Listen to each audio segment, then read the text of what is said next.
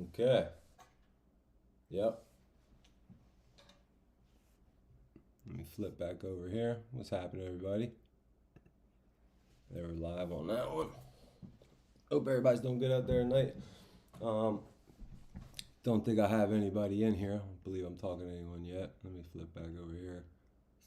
I'm still figuring this out. Yeah, we got nobody in here.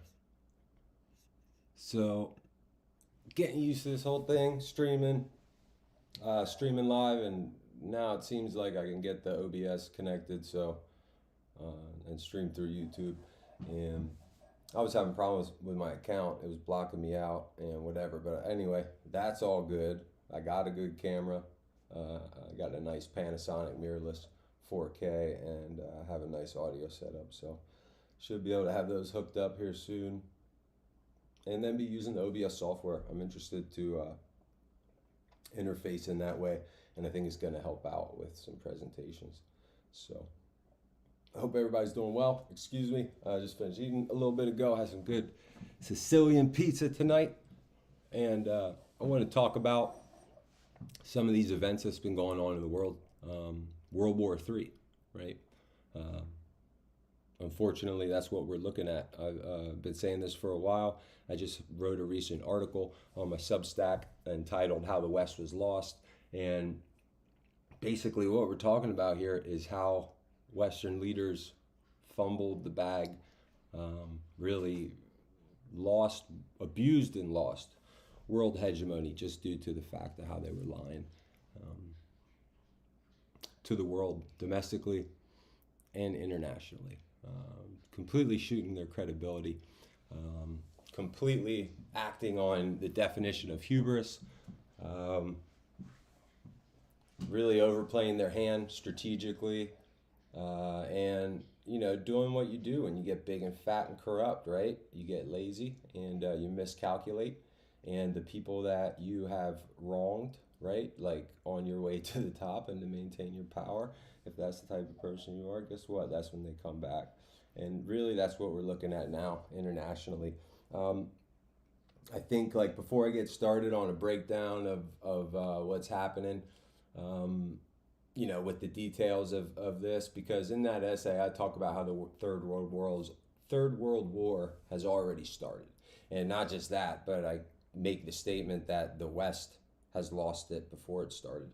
And I think what we're starting to see, even in these days since me publishing that, is that it certainly has started. I think we're going to officially see that soon. They can't deny it. They can't get out of it. We had Boris Johnson come and saying how the West is involved in a proxy war. We have Lindsey Graham saying we're in Ukraine for the money. All signs are leading towards them having to admit that the recent actions taken on behalf of the big NATO members, America, France, EU, with all the weapons and weapon strikes, that has by default and by Russian law pushed us into a state of declared war with them. So this is something that is going to come out. It's true if you look at what's happening on the ground, and that's what we're going to talk about, and what has shown since I published that paper on Thanksgiving morning. So let's talk about Syria and the front in Syria, Lebanon ceasefire. Then we're going to talk about what's happened in Georgia, okay, and what that means. And we're going to see where those things fall on a map, right? I think I could do this pretty easily. I should be able to bring up and share at least a map so we can take a look at maps or something. I should be able to do it fairly well with that. So I can't wait to give this presentation on India and what I learned about India the other day from this talk to my buddy at the gas station. And I have some maps prepared with that, and that'll be good. So just give me a little bit, bear with me. I'm going to get used to using this OBS. And I know I'm not talking to anyone, so it doesn't matter. But so this is what's going on. I was saying in this paper that I wrote that just as I was writing it, I'm talking about the multiple fronts of this Third World War, and just as I was writing it, the ceasefire was coming into certainty, right, or possibility, and looking like it was going to happen. So the ceasefire took place, and that it looks like there's a tentative truce at the moment, right? That's where we're at now. In this paper, what I talked about was that American media will not tell the truth on why this happens, right? Why is Israel coming to the table now with Lebanon looking for a ceasefire? So the truth is that Hezbollah has brought them to their knees, right, with missiles and rockets. Just in the days prior, they hit Tel Aviv with like 500. I don't know if don't quote me. I don't know if they were all in the Tel Aviv. I don't believe they were, but I believe one town in northern Israel in particular sounded their alarm over 500 sometimes, and Hezbollah confirmed that there was over 500 ordnances fired into Israel, northern Israel. A good amount were into Tel Aviv at that time. They've been hitting Haifa on a daily basis, port city in northern Israel. So the rocket and missile attacks have been constant and at will on behalf of Hezbollah. And Israel can't do anything to stop this, right? So this is the real reason why the ceasefire happened, is Israel came to the table on its knees.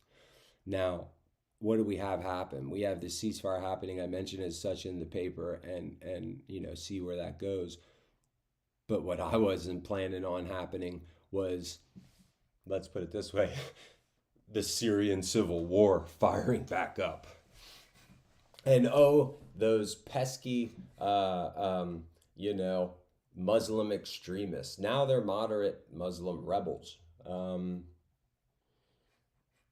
It's interesting, in an article by the Times on this Syria situation, they went through this whole article, and then at the end they finally mentioned the words Islamic State, and they kind of didn't even say that this was the same thing, but they said, mentioned Islamic State, and kind of were hinting at the fact that some of these groups, or some involved in these groups, may be from Islamic State. One of the groups involved, maybe you could say, maybe Islamic State in this multi-factioned uprising, right? Whose stated goal was to stop the aggression that hasn't been happening for 4 years, right? So this is, let me prove some points here. This is how the West and the media plays their public relations, and this is what they do for media, right? It's all about a headline, right? So they just need these headlines. They don't need the details to be that well, described, planned, thought out, or proven, right? They can make claims, they can make statements, and then what happens is you have all the Western media outlets repeat these headlines, and especially with our diplomacy and foreign policy, we have this situation never before seen in history where our leaders are lying to us, the citizens, right, of the West and America, and then it seems as though they believe their own lies, right? Maybe by telling them thus so much, but either way, they go out into the world, because these same lies are broadcast all over media and made the narrative by the media that they own. Then they go out into the world, in the international stage, and base our foreign policy on these things, right? So it's ridiculous. And what it's gotten into is a situation where it's clear to everyone that our leaders just go out and lie, and it's ruined our credibility and our standing in the world. You can see it on Blinken's face. You can see it on Kirby's face when he has to say these things, man. I mean, anyone that can read people can just see that these guys takes everything, that they know that they're full of shit, man, when they're lying like this in front of people. I mean, hands down. So easy to see.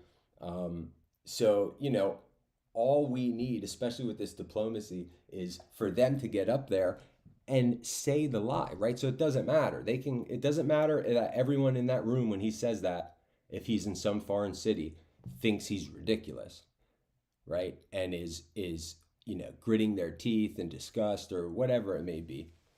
He gets the clip.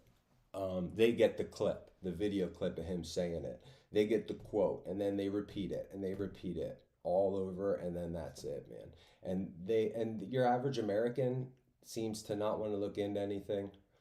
It seems like when they do look into something, they're easily brought back on track by some fact checks or whatever. And your average American seems hesitant to believe their fellow citizen who's trying to give them the truth, even though years now have proven that the fellow citizen trying to give the truth only has good information that serves to save the life of that's all they're trying to do. We're trying to save or share this information because it could save your life, and it's for all of our mutual benefit. Trying to look out for you, man. Somehow still people don't want to believe their neighbors. They don't want to believe their brother. They don't want to believe their sister. It's really crazy how deep the brainwashing is, man. It's really crazy. So they got us believing, right? American citizens believing that this whole thing in Syria has just happened because, oh yeah, boy, isn't that coincidence how right after the ceasefire was, signed, now the civil war broke out in northern Syria. Syria is right above Lebanon for the ones who are not geographically inclined. And politically, Syria, this move opens up a tinderbox in so many ways. It proves that we are in a third world war already in so many ways. It further hardens the sides in so many ways. Okay, so before we look at a map, let me and I try to navigate OBS here. Let me describe and talk about why that is. So in Syria, what we have, two of the biggest parts of our military-industrial complex, our corporate oligarchical military-industrial complex, neo-colonial empire. Two of the most, individual, most underplayed situations, since the 90s and since all this stuff's been happening, the first Saddam War, I guess, subsequent war on terror, have been what Hillary Clinton and Obama did to Gaddafi in Libya. And then the way that the neo-colonial empire shifted after Iraq and pivoted into this war in Syria was known as the Dirty War in Syria. This time, really, you can see the disregard that they have for people. Us here at home and these other people all around the world. They funded this Islamic State. I'm pretty sure that there's some terrifying years of rule, regardless of the source of them or not. It took Iran, Russia to step in and really get that under control.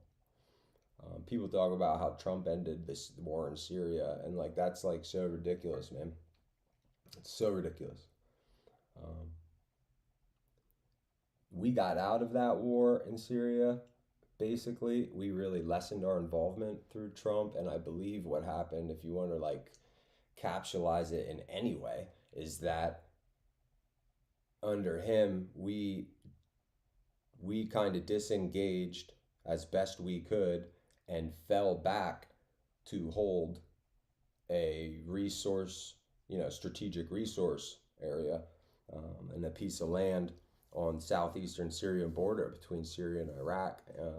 It has an oil field called the Al Omar oil fields, I believe. And then it's connected to a big gas field. And, we still hold that to this day. Okay. That's essentially, if anything, it's another example that we live in a corporate oligarchical neo-colonial empire, because that's a literal colonial holding. It's a piece of land that really belongs to the Syrian government that we went in there and occupied and are holding it. And not only that, but we're extracting the resources out of there. So Trump, as far as I know, is like we kind of disengaged overall and fell back to there, held that position, which we continued to hold.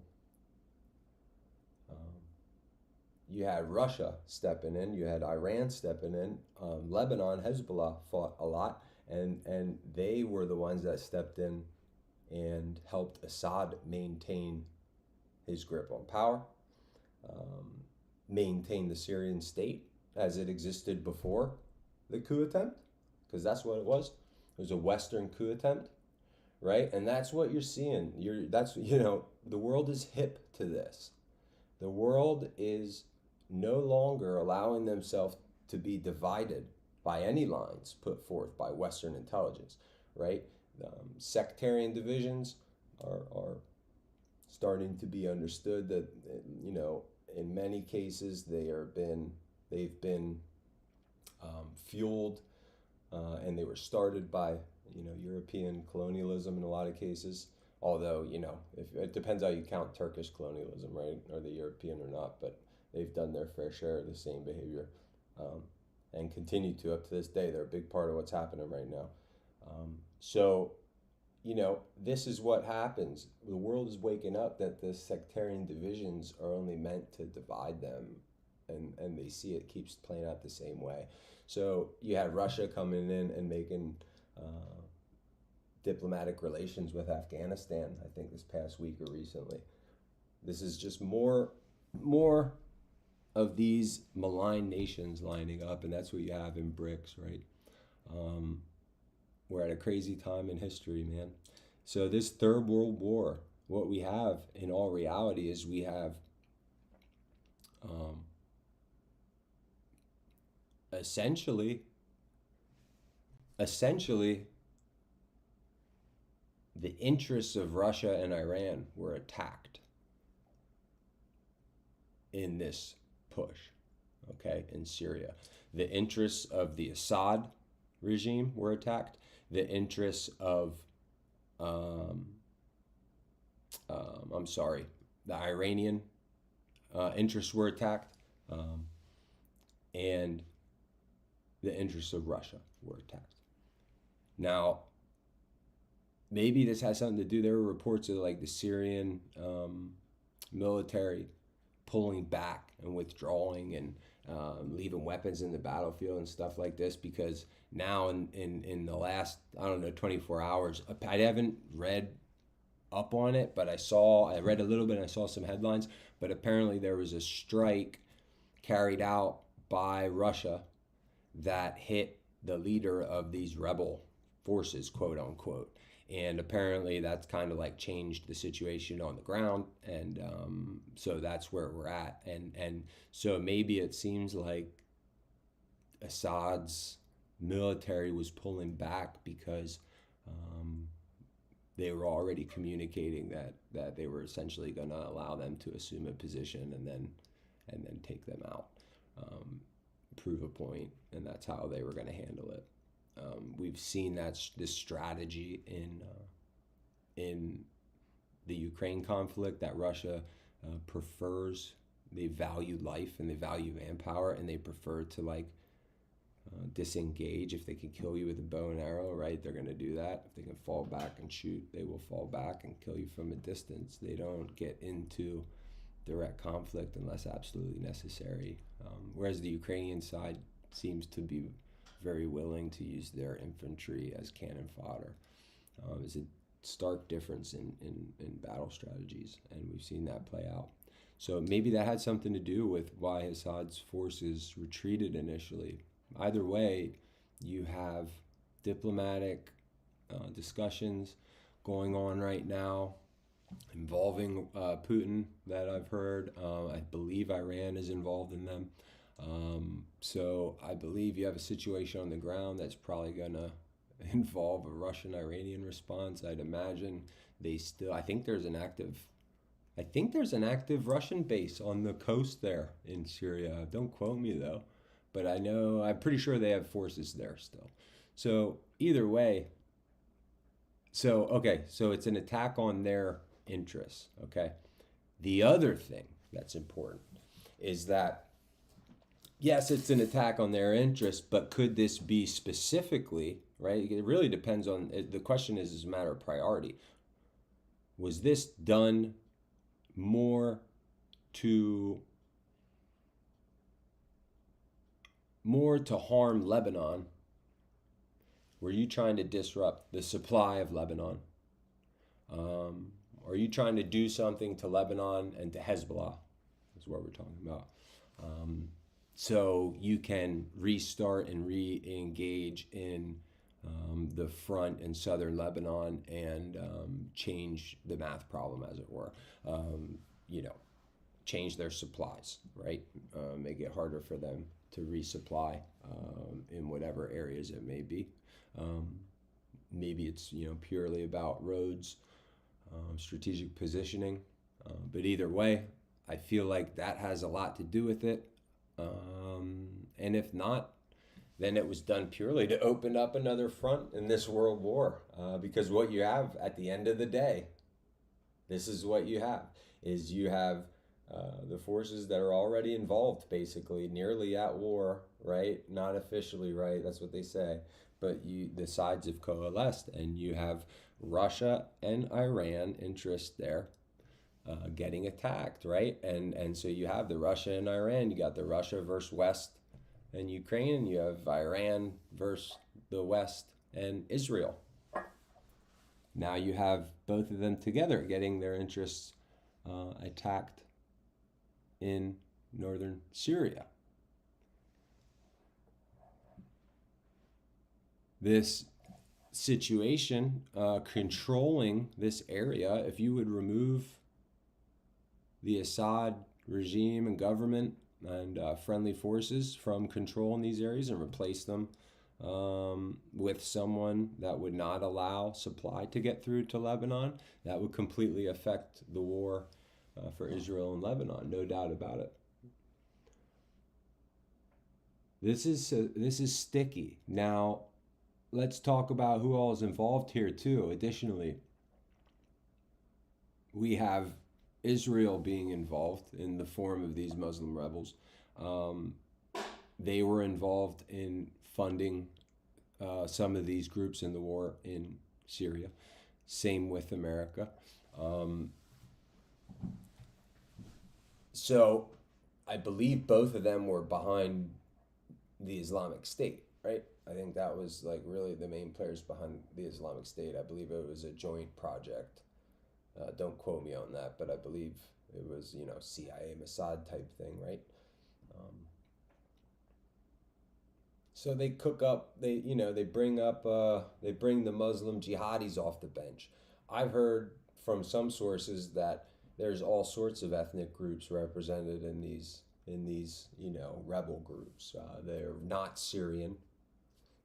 All sorts of people here, right? You're talking about mercenaries, right? This is what's important. Why Islamic State, they always have to have masks on. So anyway, you got the Western interests cooking up, pulling these guys off the bench and stirring the pot. The big, aside from all that, not that that isn't big, that's big in its own right. Every single thing I talked about up to this point is pretty big. But aside from that, what's really, really huge is you have Erdogan getting involved with Turkey, and Turkey is now starting to look like it might not be able to play both sides. Erdogan and the Turks have been allowing oil to flow in to Israel from Azerbaijan, Azeri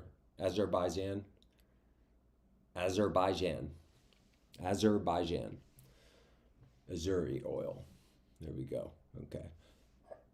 He's been allowing this to continue to flow into Israel and support their war machine and support their country and its ability to function. I've read that they supply up to like 40% of the oil. It could be more, could be less, but the bottom line is that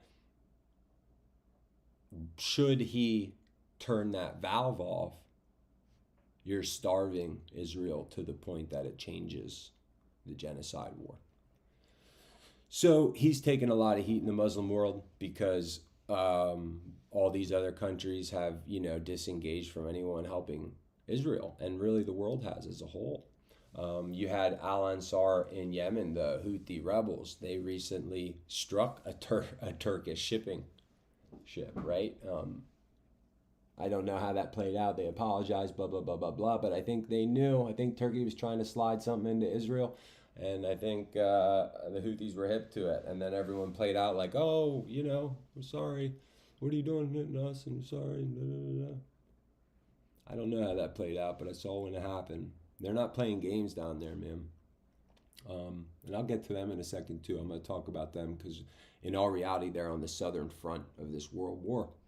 So what's happened here is you have Erdogan, who's traditionally been playing both sides, man. He's NATO and BRICS, right? Europe and Asia, he might call it the Middle East. Then he might call it West Asia, depending on who he's talking to, right? He plays with, the Anglos, and he plays with the global South. So Erdogan has been playing both sides. I mean, literally to the point where he has weapons made from Russia and weapons made from NATO manufacturers. I know that we serve as early warning radar, or he serves as a position, geographical position for early warning radar systems for NATO. I know that's been a big issue for Russia, the heart of this conflict in Ukraine, and now what is now a world war. But you have Erdogan taking sides here, man. The bottom line is all that matters. It's not so much like he's gotten away with supporting supporting what's ever happened along his border. Okay, so he's been able to push back against American funded groups, or he's been able to go in there and even do some things to Syrian people that probably would be looked at as unfavorable otherwise. But Russia, Iran has allowed him to do that because it's along his own border. So he's basically secured these strips along his border. Like, that's been able to happen, but it's been a point of contention, point of issue. I believe at one point he stopped his forces from pushing towards Aleppo. So the bottom line is that now that we're in this conflict, if he seems as though now he has taken part in doing more and pushing towards harming Iranian and Russian interests, because they were essentially in control of these areas around Aleppo and in that part of Syria, and they had fought with the Syrian government on their side, and they've stayed to essentially maintain control and help them govern, I believe, to some degree. I think that's the case. I'm pretty sure that you're going to have Iran and Russia in there to win this back, right? Russia already helped with this strike, whatever this strike was on this leader of these rebel groups that has happened. Yeah, apologize for not having all this information, but this is stuff that I've read about and I'm taking in, and I didn't have everything prepared for the stream. I think I talked about that at the beginning. So this is what we have, man. I will try to pull up maps here in a second. So you have the sides facing off. Bottom line, BRICS nations and the global South and the global majority now, right? We're talking about the side with Russia and Iran. They are not gonna play nice with Erdogan if he keeps playing both sides, and especially if he is directly involved with attacking Russian or Iranian or Assad's interests, period, in Syria. I think that line had been drawn in this peace that was won, that it's been holding for the last 4 or some years. So at this point, for Erdogan to go, that would be him going back on agreements that he has and doing it on Russia, doing it on Iran, and also on Assad, but more importantly on those two. And he supposedly has been getting cozy with them and everything, right? So This is a big thing. Um, I've been writing an article for this, and I think I actually said it. I don't know if I said it in the description, but either way, this front has the potential of opening all the way from Ukraine, all the way down through, right? I'll pull up this map here in a second, um, because it's not just Turkey, but additionally, in Georgia now, you have the West roaring its head again. If you look at Georgia on the map, it's right here south of Ukraine, right next to Turkey, right south of Russia. And it's the other way around, the Caspian. Don't quote me on that, but it's right up through the Caucasus. And very well, you got Syria and Iran butting into that whole area, right? Then it joins up through to Russia. So, like, the fact that Georgia, just where it is, man, blowing into these riots and these this protest. But what it is you got, these are Western intelligence funded coup attempt happening right now, and riots and a coup attempt. So the Georgia Dream Party won recent elections, and they're against the EU, and they understand the globalist agenda, and they've been quite outspoken about it. And boy, the EU doesn't like it. I mean, read into it. They're going back and forth. I mean, it's come to the point where I think the Georgia Dream Party is seeking some type of diplomatic solution. Like, they may even be kicking EU officials out of the country because they essentially keep making threatening remarks. I think they've even threatened to overthrow the government. They're enticing the people to revolt and overthrow the government. So anyway, now you have these riots happening on the street, and it's very similar to these aren't like what was the Orange Revolutions, the Maidan in Ukraine. And sure as shit, if the EU can make a coup and overthrow this government and jam a bunch of weapons into Georgia, and that's another front right on the south of Russia, right on the north tip of Iran. Are you thinking that's not what's happening right there? This is a full-blown third world war. I mean, this is really, it's even on levels that I don't know. I wasn't alive to see the Second World War play out. But the way things are, the way things are happening, I mean, this is very, very layered and complex. And there's a lot going on. And this is a lot more complex. And it's only getting more thick as the days go by. And it's happening fast. And it's way more complex than just one side versus the other. A lot of moving parts. And then, so you have this front, seemingly, you got a Lebanon ceasefire, but then the potential of a front to open up through this whole region, all the way up through Ukraine to connect the fronts of this war, essentially. Divided amongst an east and a west side, essentially. Against the West, the West, NATO, and the global South and the BRICS, basically, is what we have. The neo-colonial corporate empire and the free peoples of the world is what we have. To boot now, or let's finish this off first. So the southern end of this front, okay, is Ansar Allah in Yemen. They're a legitimate government. They rule the larger half of the country with most populous areas of the country, and they have all the military power, and they won the Civil War. I think that they haven't pursued the other part of the country because it's nearly irrelevant. Don't quote me on that, right? However, they have successfully managed to blockade Israel via closing off the Red Sea to Western shipping. That includes our military naval ships. They're a real problem. So I believe they just yesterday fired another hypersonic missile into Tel Aviv. I think the Jews denied this.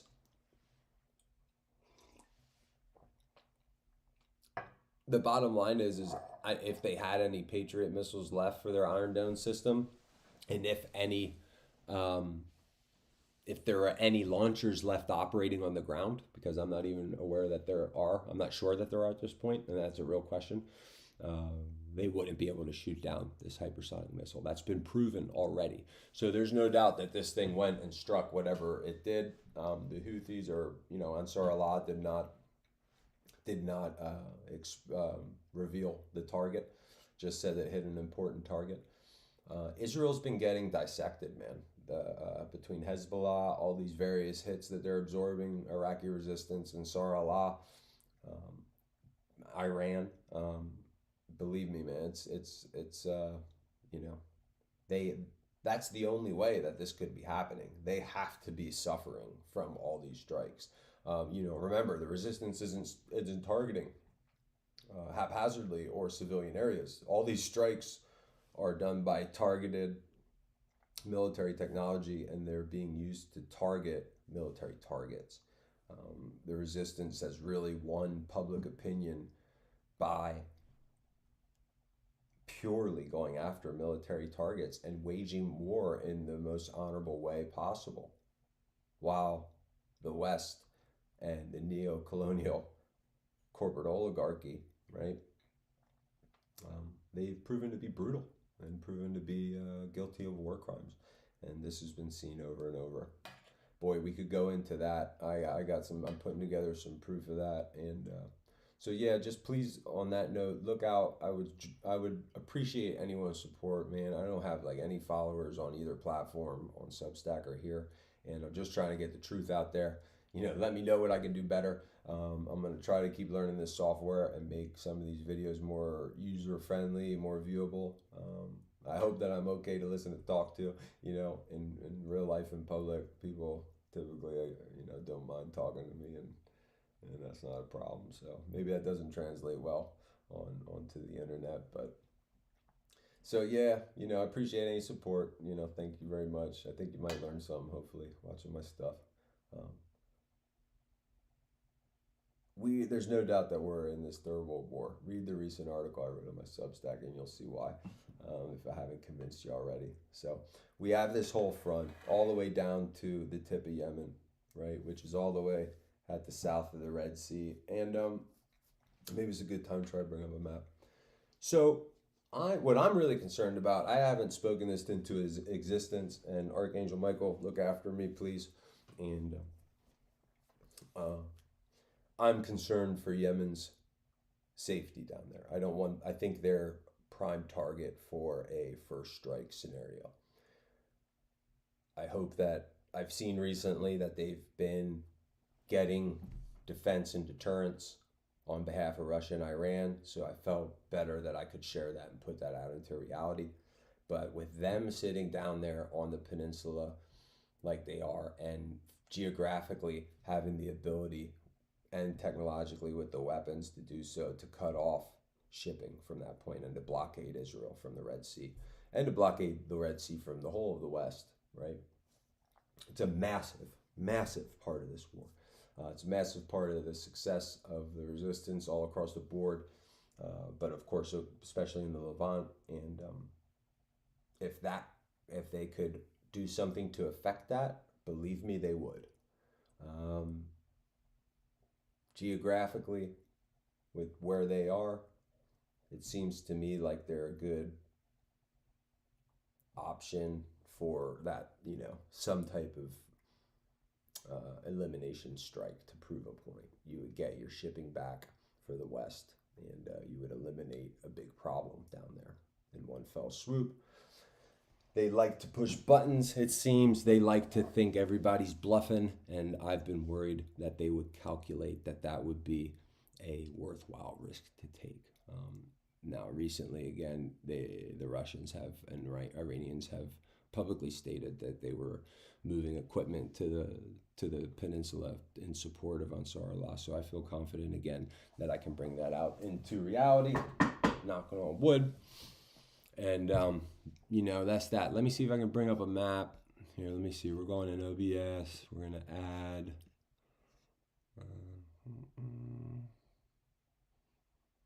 Media capture. Oh, I'll just go browser. Do that.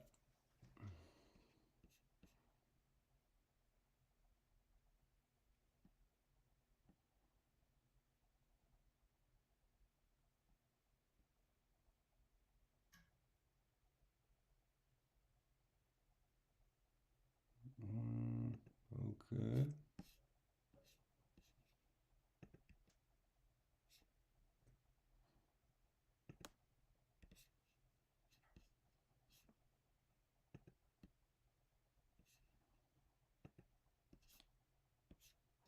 Sorry, y'all. Give me a second. Give me a second. Here, I'm gonna trash the browser. Sorry. Okay. Can I just share like my screen? Screen share. There we go. Mac OS screen capture.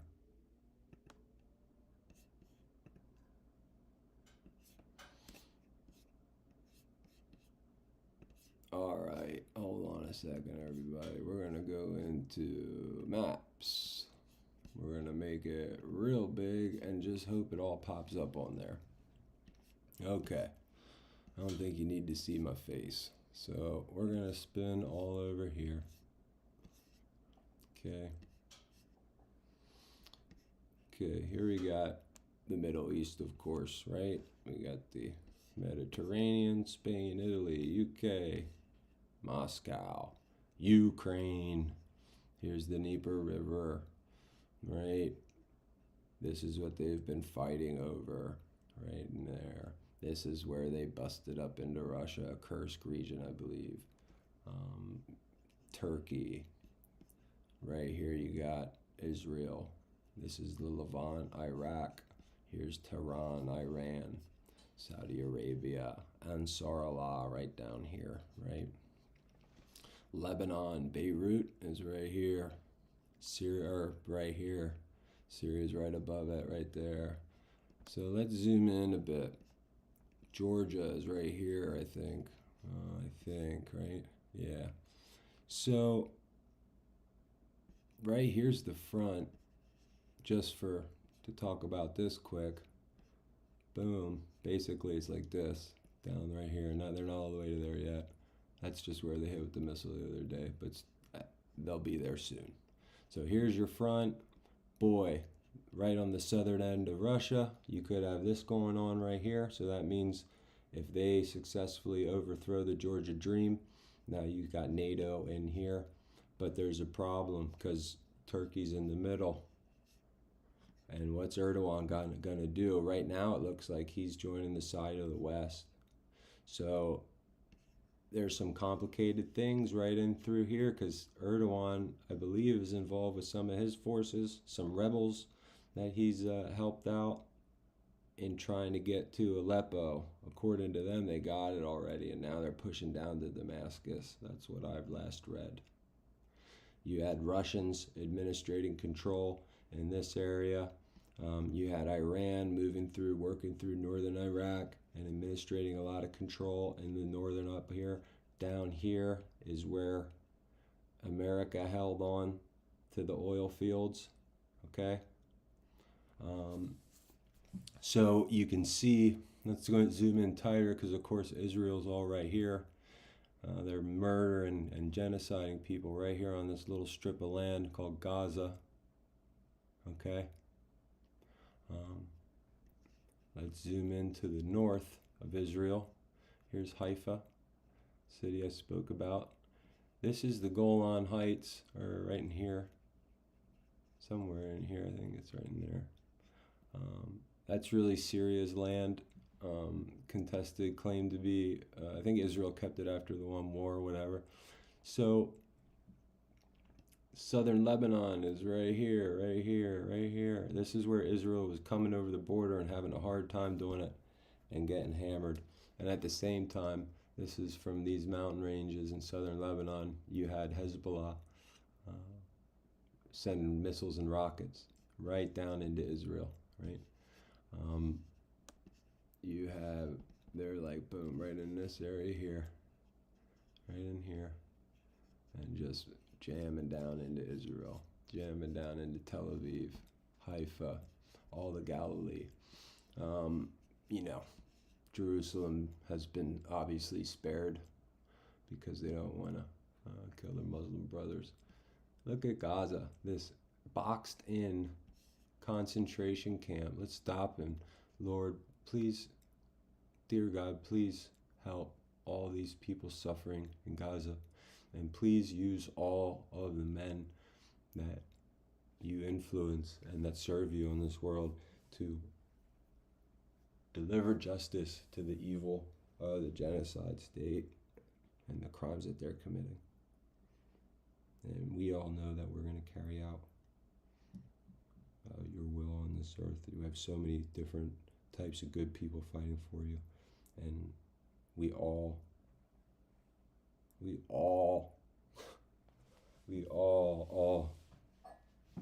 it's hard for us to watch what's happening in Gaza. I know it is for me, and I know I speak for a lot of people. And there's a lot of people that are doing something about it, and a lot of people trying to do something about it. And just know that I'm aware. A lot of us here are aware, but we need to, as Americans, we need to do more. So please share my stuff, help get it out there. Please do what you think you can. But prayers for these people in Gaza that are suffering, Lord. And continue to use us all to carry out your will and help us end this, man, and banish the evil from this earth. So you have Lebanon here. Let's see. Where's this? The Lahani River is what you often think they push back to. I'm not sure where this might be. I'd imagine maybe this here. Right. You know, before in the 80 war or whatever the previous war was, don't quote me, I apologize, but they had pushed into Beirut and no problem, right? And the first one, I think it was days. The second one, it was like weeks, a little over a month or something. And like this one, they couldn't get past this first little area here. I think that they had 5 divisions deployed along this border. So let's see, they make a peace because they're tired of being pounded with missiles and rockets. And then up here in Syria, you have, you know, right here's where they're fighting. War down here in Israel, Gaza Strip's down there at the bottom. Boom. You got all of a sudden this push made from basically from people that are over in this area, they're saying, down towards Aleppo. I think from over here too. Don't quote me on that, right? I think they are from over here too, a little bit, right? I don't know.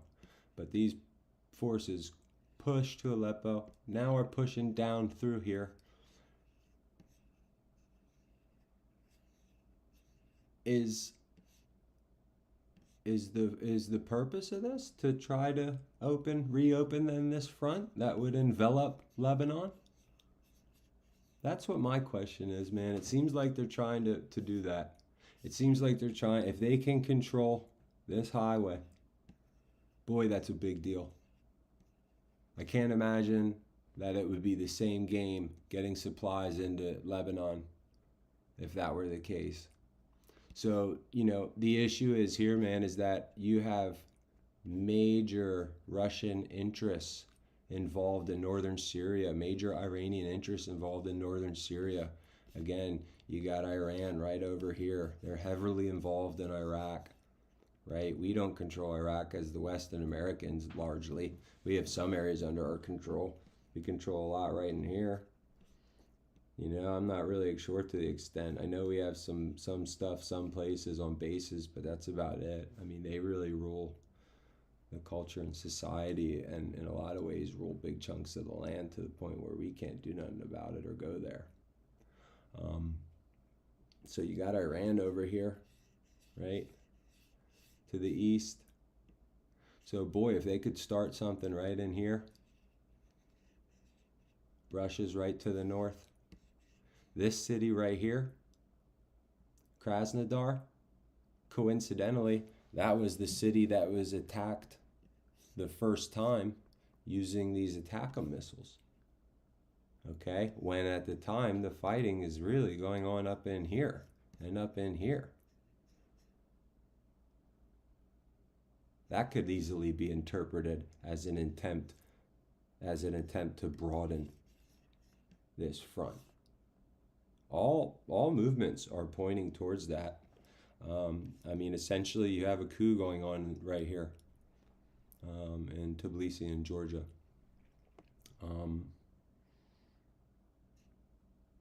There's some stuff going on. I guess you have the West in Armenia. I don't know the details in all of this, right? But you had this war going on as well that have been sparked up recently.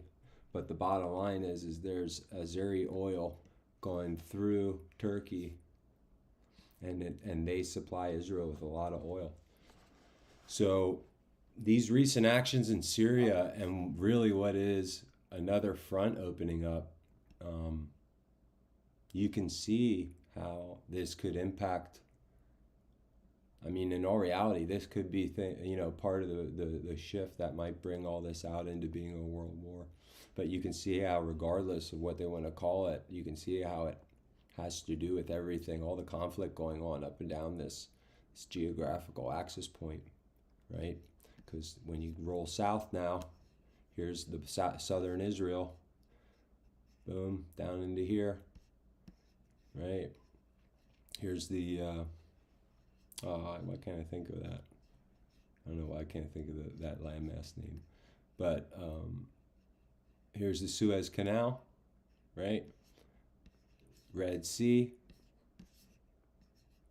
Right here's Yemen, and this is Ansar Allah, basically. They have the biggest cities and all the stuff over here. I think the other part of the government is like basically over here. Not other part of the government, but their opposition in the country. The country is basically split into two countries at this point. So this is the southernmost tip of this front, and let's pull back because you can see that from the Indian Ocean and Eastern Africa, shipping can come around and go into here, but more importantly, Mediterranean shipping goes down.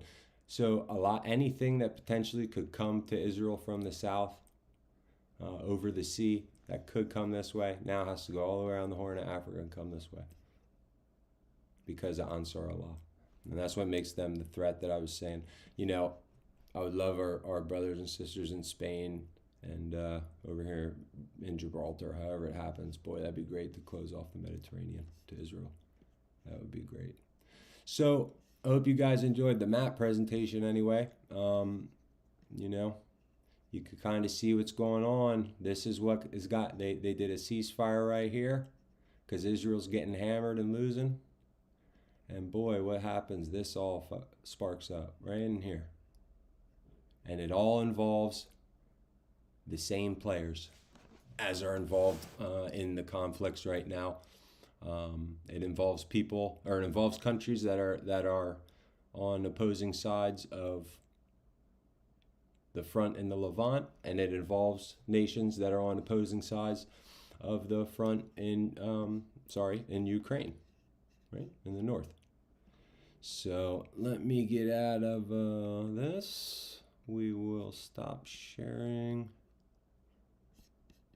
Wait 1 second.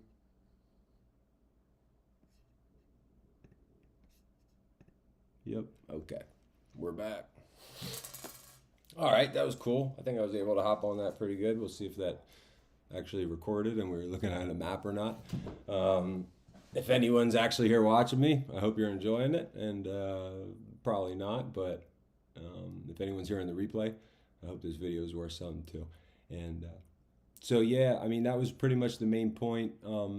Please check on my Substack. I'm gonna have another article coming really discussing what I talked about right now, because it's a main follow-up to some of the points I made in the last one that I just published about the Oreshnik and hypersonic weapons and the way the West has lost this Third World War before it even started. So just as a caveat and to punctuate that, you had Russia coming out and warning warning Japan because Japan has placed HIMARS missile launcher systems, the same ones that Ukraine is using. They placed these on island geography they own. I believe, that's within range of the Taiwan theater, let's say. I don't know any specifics more than that, but I know that Russia came out and warned them today and said that this positioning of Western NATO military hardware is taken as a threat no matter where it is in the world, right? And done here in Japan to involve, and deter China essentially in this Taiwan issue is going to be taken as a threat, and it's going to be taken as a threat to us by Moscow, and we're going to respond the same way we've said we would respond anywhere else in the world. I mean, that's huge in of itself, and that's just my PS here.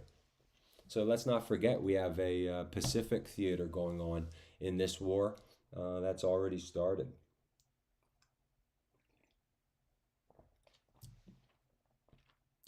Man, if you didn't believe me that the Third World War was already started, I mean, people, this is truly scary. I think that we have a short period of time to be able to make our voices heard, stand up, and do anything at all about this until this is on all of our laps all over the world in one way or another.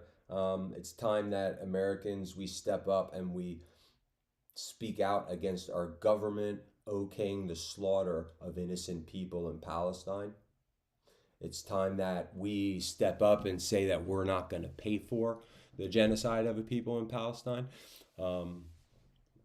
It makes me sick every day to see that my tax dollars are being spent to bomb kids, to bomb women, to herd women and children and old people and any men that are there too at this point, whoever, around endlessly in Gaza. No food, no medicine, nowhere to sleep. They're just out in the open because they're you're talking about tens of thousands of people at a time. Concentration camps been destroyed. No hospitals. They're just walking them around. They're dying however they can. Amidst this scene, apparently, I've read reports that Israel has released a new type of sniper drone that now targets individuals with single kill shots. A man, I read a description, an interview of a man who was out walking with his son in Rafah. His son was shot. He ran for cover. Other men came to help his son. Everyone that came to help the son and the other men were all subsequently shot because the other men were shot subsequently. And then anyone else that tried to come to help them, they were all shot. And it resulted in a bunch of people watching their loved ones suffer and die out there because these sniper killer drones would shoot anyone that would go to help them, and they didn't get there in time and they all died. I believe it even involved like coup de grace shots. Don't quote me on that. And that's like a finish off shot, a kill shot. This is terrifying stuff, people. This is like we're right on the edge. Like this could very well be like Terminator type stuff. That could be, they could have unleashed like a full on automatic thing here. Either way, it's horrifying. Either way, we're paying for it. Either way, we're on the wrong side of history. As an American, I'm ashamed of our government. I'm ashamed of our military's actions.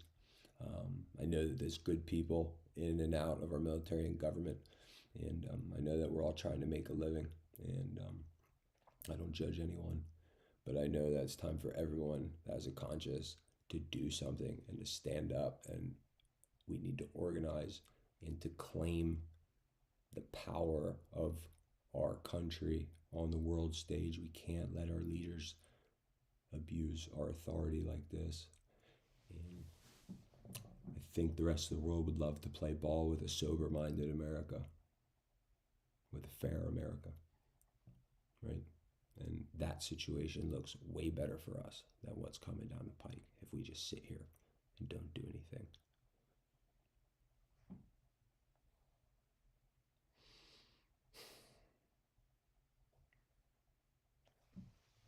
Peace, people.